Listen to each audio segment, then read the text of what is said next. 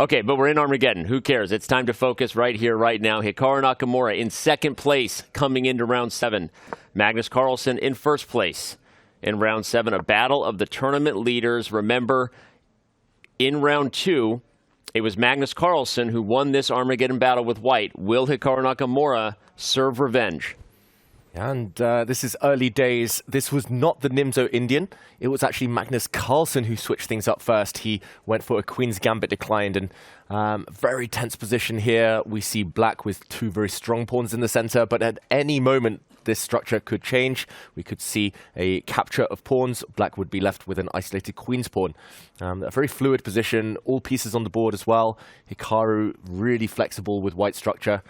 3.5 minute time advantage on the clock. This one is going to be a lot of fun to watch, Hannah. It will be, because he keeps increasing his time advantage. Starts with 3 extra minutes for white, but black has draw odds. That is the Armageddon format. Magnus will need to speed up, because there is no increment until move 41. So this is crucial that you don't get flagged. A change of openings.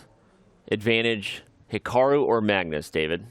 I was going to say Hikaru, except it looks like he might have just sacrificed a pawn. I'm not sure by choice or design. Knight takes d4. Is that a move right now?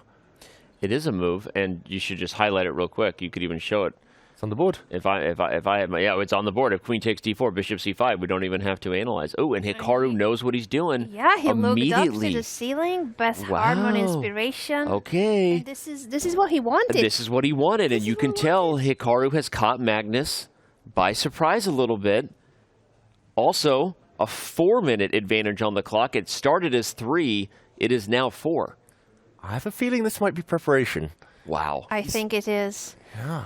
He's only spent, 37 seconds, Hikaru, to play 17 moves. That's an average of just over 2 seconds per move. But over the board, that is tough. And it's a complicated position. Nobody gives up a pawn like that and reacts instantly without a shake of the head, without a pause even. Magnus here, he's walked into a landmine. He did. Apparently, knight takes d4 is a mistake. And here, the best move for black, all the suggestions of the computer are to give up the rook. Not move it. Give up the exchange. He moves it, though. What does Hikaru have in store? He drops his bishop back. Remember, that knight was poisoned. The white queen couldn't have taken that piece. There would have been a deadly pin on the diagonal. So it's now the bishop doing the work. The bishop is going to kick the black knight back. And material balance restored. And it is now a 5-minute advantage for Hikaru on the clock. This is, okay, I hate these types of comparisons. I really do, when we try to do the how much time on the clock is worth as compared to like a piece or a pawn. I really hate when commentators do that. But this is a significant advantage on the clock, and it is borderline material, especially when white is also just better, and Magnus knows it. Yeah. He regained the material with interest here, and he just has total light square domination. The white bishop on g6 will contribute to so many checkmating patterns around the black king. Long-term, short-term. Magnus in huge trouble. He is in trouble. White has the pair of bishops, and it's equal material. So much time for Hikaru, and maybe it's going to be an extra pawn if black cannot hold on to the d-pawn after knight e2 or knight b5. I don't know exactly where you need to be going with the knight, but how do you defend the pawn? Hikaru does just that. You called it, Anna. Knight to e2 is going to win the d4 pawn. The best move, according to the computer, is to play knight d5, but it's the only move, meaning this is not a move that Magnus has to find to be better. This is probably the only move Magnus can play in order to not be significantly worse. There's also queen to b3 coming to highlight real quick, and those tactics are problematic on the long diagonal. The light squares are an issue. Black doesn't have a bishop to guard him. Magnus is in big trouble, and Hikaru Nakamura bringing the heat in Armageddon here, trying to exact his revenge from round 2. Look at the body language as well. I was just going to say the same, David. He's so confident. You can see it. You can see it while also looking at Magnus doing the opposite. He knows he's in a very, very difficult spot here, if not already lost the position. Knight d5, that is a tough move. It's just giving away a pawn, but I think the idea is to land a potential knight f4 idea. The black knight will continue its journey if the white knight on e2 ever moves, but Magnus doesn't find it. The blue arrow move not found, and the bar continues to climb, to grow. Magnus looking up at the screen in the tournament hall. He's checking the move counter. We've reached 20 moves. Still another 20 before he gets any increment. He's already down to 3 minutes. Danny, you mentioned it's worth material here. I fully agree. And again, I hate those comparisons because it's always subjective. It's like saying the bishop pair is worth 7 and the knight and bishop are worth 6. The math doesn't matter. What matters is the specifics of the situation. But this specific situation sucks for Magnus. He's down a ton of time on the clock, and it is so much against a guy like Hikaru who's so fast. That's why he looked up at the monitor. How many moves do I have to make to start getting some time back? Oh, my God. 20 of them. At move 40, I will start getting 1 second per move after that. Anna, as you've said many times, though, 1 second is just barely enough not to physically flag. It's not going to be a lot to help the position. It's very different to have 1 second increment online than it is for over-the-board chess, where you need to make a move and also press the clock within that split second. Ooh, knight d5 now found, but I keep looking at queen to b3, by the way. That's just on my radar. Now if I play it, you take a 4, rook e8. No, you have queen d5. Okay, so it doesn't win the queen. There's rook d6 there, Danny. Oh, rook d6 does win the queen, though. So the idea, queen to b3 looks great. Is he about to just go for that insane line where the knight on f4 is hanging? He does see it. it. Queen to b3. Been waiting for it. It's brilliant. Rook to d6 check will be the discovery that wins the queen. Magnus Carlsen is going down in Armageddon. Hikaru Nakamura getting the job done. A little bit of a spinny there, a spinny piece, and now we see Hikaru Nakamura almost the full duck lips there. Hikaru was happy with his position. This is incredible. This is a masterclass from Hikaru so far, but Magnus gives up his queen. That was a discovered check. The Black King had to run into the corner. It's going to be a rook and a knight for a queen. Magnus actually is quite fond of giving up material in this way. He doesn't care about queens. He really values piece play. Black does have a passed pawn on the d-file, but yeah, objectively, we know it's lost. But I don't think Magnus is fond of this particular one, though. I think he likes it, and he always senses that moment, David, to your point, to flip the script from a practical perspective, make his opponents uncomfortable. You're right, but not here. I mean, here White can put the bishop on e4, and won't be surprised if Hikaru does it. He's probably just calculating whether he can do even worse, like queen takes b7. But bishop e4 looks simple, coordinate, and when you've got 4 minutes on the clock, too, Anna, pretty tough.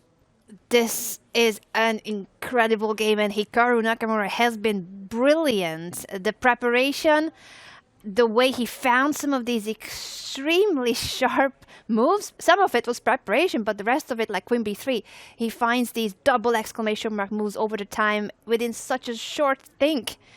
It's funny, I was wondering, I kind of had a feeling he was calculating queen takes b7. Indeed he was, and Hikaru is so accurate, David. You've said it many times, that when he has the chance to do whatever it is, to put his foot down in these positions and just ruthlessly convert, he often does.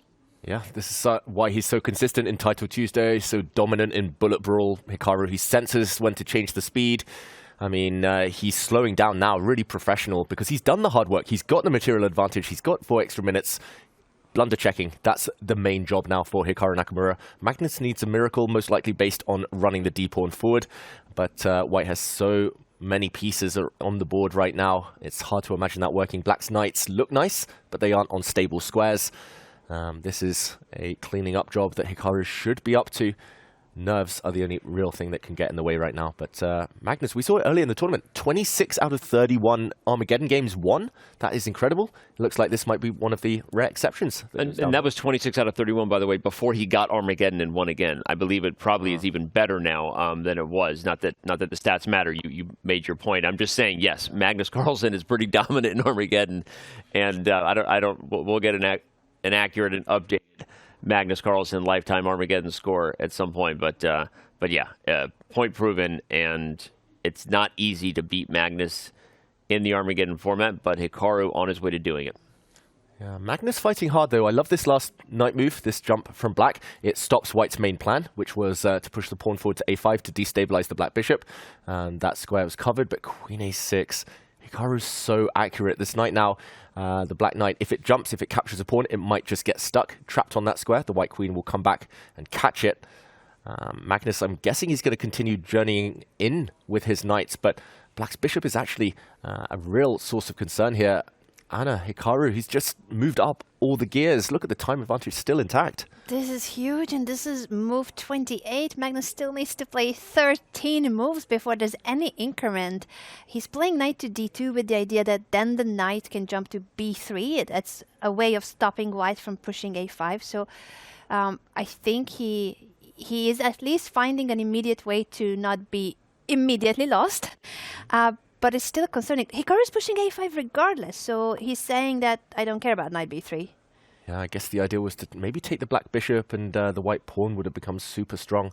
But Magnus is actually also trying to get a knight e2 check trick in at some point. It doesn't work right now because the queen can go all the way back from a6. She is spying that square. But watch out for the knights to get dirty there against the white's king. You have to be careful. Knight takes e4 would unleash a rook on f8 to maybe capture a bishop on f2 at the end of some of those lines. So the reason I highlight is because if Magnus can somehow remove the queen or play d3 and cut off the queen's gaze, it is tricky. You're right. So as best as you can make it tricky, down a queen, down a ton of time, and objectively losing against Hikaru Nakamura, Magnus Carlsen is doing just that. yeah, he's staying alive, and that's the main thing. In a lost position, again, good tip for everyone at home, just postpone the inevitable. You might get a chance later. Just keep fighting as long as possible. Keep setting traps for the opponent to fall into. White's bishop moves. Just preventing any of those tricks that you mentioned there, Danny. Really nice, maybe unexpected move there from Magnus. There was a peer over at the clock. He's getting nervous now. He knows he's got to speed up. He's not found his rhythm. Knight back to b3, attacking White's rook in the corner. The rook will shift.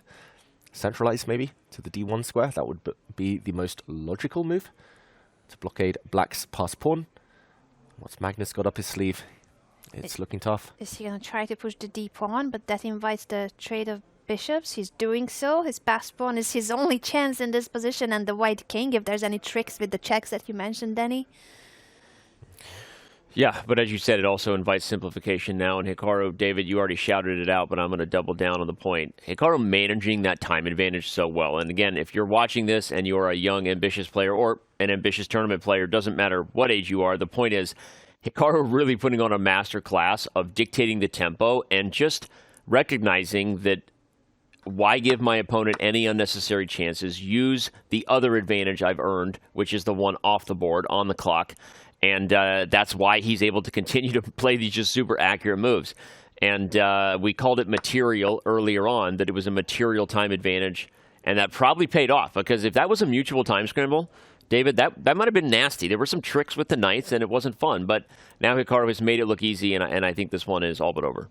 Yeah, it looks like he's extremely close now. As long as he avoids any blunders to do with Black's pass pawn, then White has the queen. White also has some seriously strong pawns of his own. Yeah, again, note how Hikaru, he always pauses when there's about to be captures or some hardcore calculation needs to be done, when the opponent has a threat. When it comes to maneuvering, piece placement, he's so good at trusting his instincts there. So definitely one for any improving player at home. The most clinical way of doing this, I'm not 100% sure. I would really want to kick this black knight out of the f4 square, if possible. Will he try to do that with his queen with a pawn? Yeah, you can play g3. You could play queen b4 as well, which attacks the knight and guards d2. Maybe even queen f7 as a way to attack the knight. Okay, he goes for the pawn move, which that's the most human way to do it. As long as you've calculated that your king doesn't get in trouble, that makes a ton of sense. And you love your queen where she's at anyway, because she helps the a-pawn advance. And d2 by Magnus, though he's not moving the knight because he's got this trick with rook e1 check and promoting his pawn in case of a capture. King f1, now Hikaru in blue arrow territory. That's dangerous territory. Oh, king Gotta f1, find king f1. The only way to keep his advantage. Only winning move for Hikaru Nakamura. Under 2 minutes now. Will he find it? The blue arrow shows it. King to f1, covering any checks. Talk about Magnus Carlsen just making life difficult. Here we are seeing Hikaru Nakamura put on a master class in Armageddon as white. Yet it's not easy against Magnus. And just, oh my God, he doesn't see it. He played queen b4. Look at this, Magnus. And rook d4. I don't think Hikaru saw that move. He did not. Oh my God! The head shake shows that he did not see this. If the rook is captured, there's knight e2 fork picking up the queen. And he sees that he has to take d2 now. Wow! Oh my gosh! Now Magnus should What a fold. comeback! Oh my gosh, Magnus Carlsen pulling a rabbit out of the hat. Will it be enough? Remember, a draw wins as black. All he has to do is hold this game to win in the Armageddon format. He did everything perfectly, Hikaru, for 35 moves. On the 36th move, he slipped, he blundered. This should be a draw, but White's pawns are so dangerous. Look at them, racing down the board. This is still not easy at all for Magnus Carlsen. He will, however, get the increment now. They've just reached move 40, 1 second after every move. Can those pawns win the day for Hikaru Nakamura?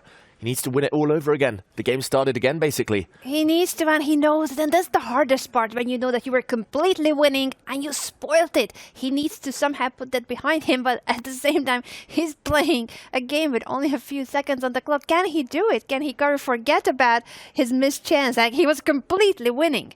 It may not even matter if he can forget about it, because at this point, the position is probably objectively holding for black. And as long as Magnus Carlsen can do what he does, I am just shocked here. Hikaru played brilliantly. He brought brilliant prep to the board. He literally had a brilliant move in this game with queen to b3. He defined the term brilliant on his way to what looked like an Armageddon victory over Magnus Carlsen, but he's the GOAT for a reason. Magnus doesn't give up, and in this situation, heck, Magnus might be playing for a win here if he can gather some of those pawns. No, Hikaru might simplify. Magnus might flag! He almost flagged. He wasn't down to 1 second, and there's only 1 second. He's about to flag again. Wow, Magnus Hikaru trying to the edge. 1 second again. He's going to flag. He lost flagged. Oh my gosh. Oh my god, the reaction of Magnus. What in the world did we Cannot just see? believe it. Magnus is like, he knows that he should have held Hikaru comes back sheepishly like, oh man, I don't know what happened there. Magnus smiles. What in the world? Game. Hikaru was winning on the board. He was winning on the clock. Then